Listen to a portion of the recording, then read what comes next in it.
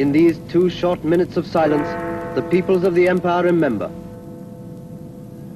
We pray that our statesmen may continue their work of ensuring that the terrible mistake of the years 1914 to 1918 may never be repeated. 1 year later, when this man, Neville Chamberlain, became Prime Minister, the peace seemed already to be slipping away. His chief task would be to try and avert war. His policy was summed up in one word: appeasement.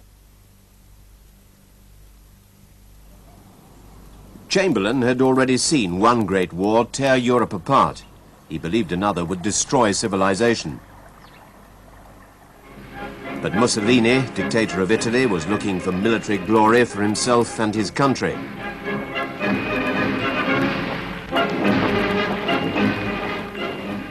The Russian dictator Stalin, mysterious and powerful, brooded over Eastern Europe. And Hitler, Führer of Germany, was planning to dominate Europe. Already in March 1936, Hitler, in defiance of the Treaty of Versailles, had reoccupied the Rhineland. The British and French did nothing to stop him. Hitler hammered his triumph home to the Germans. His message was heard in Britain, especially by Chamberlain. As Chancellor of the Exchequer, Chamberlain did not object to rearming Britain, but he disliked having to do it by raising taxes and borrowing money. In an arming world, we couldn't be the only great country disarmed. We simply had to build our defense forces again, and we had to pay for it. By defense forces, Chamberlain was talking principally about the RAF and the Royal Navy.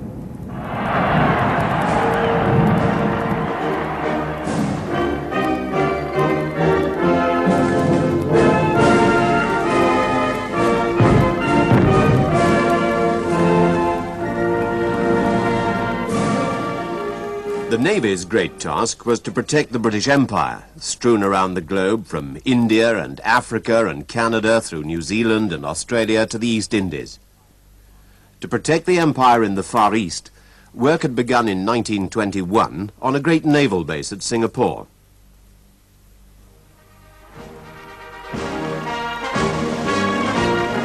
On the surface, Britain looked confident and secure, in control of her empire.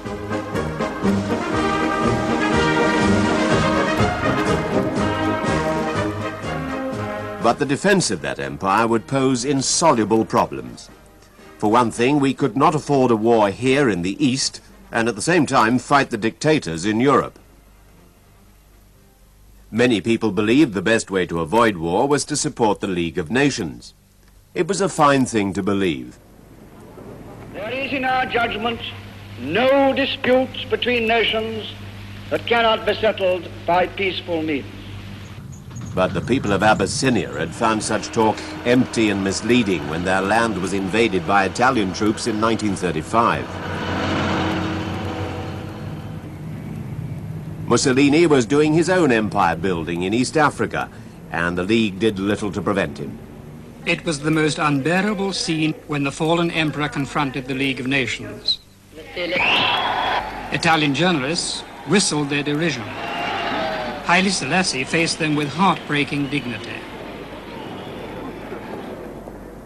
Are the states present here today, asked Haile Selassie, going to set up a terrible precedent by bowing before force? What reply shall I take back to my people? The League made no reply.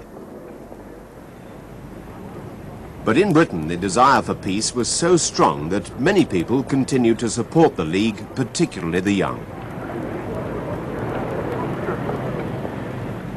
They sincerely believed that no one could really want war.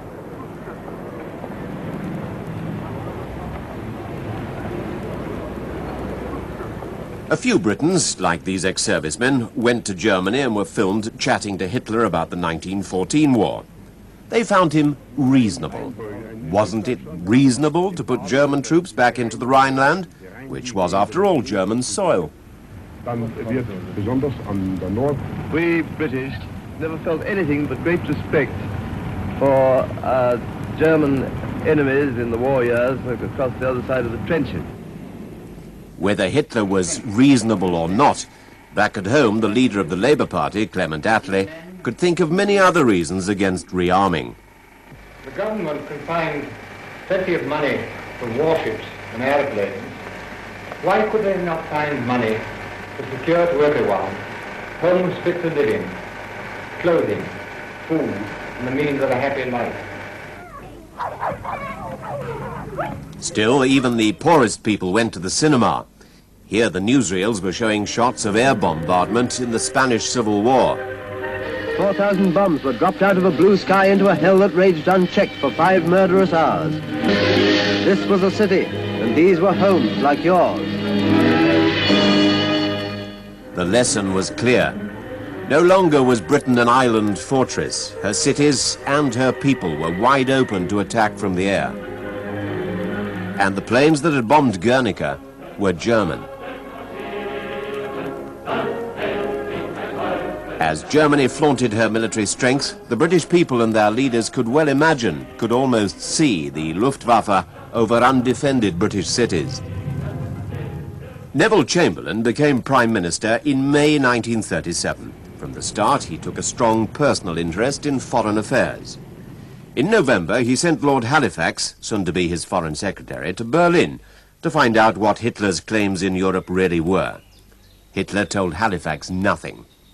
Instead, the visit turned into a polite social occasion. But 4 months later, on the 12th of March 1938, Hitler's troops marched unopposed into Austria. Any protests were drowned in a tide of wild enthusiasm.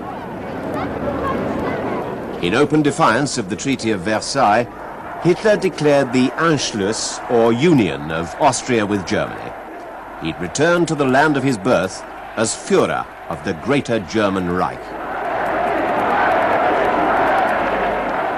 But now Western Czechoslovakia was surrounded by the new Greater Germany. Here were the industrial powerhouses of the Czech state, the factories and the mines. Here too were fortifications vital for Czech defense. The Czechs had an efficient, well-equipped army, but against the enemy within, they had few defenses. 3 million Germans lived in Czechoslovakia, mostly in the frontier area called the Sudetenland. Propaganda from the new German Reich across the border was increasing the dislike and contempt they felt for their Czech rulers.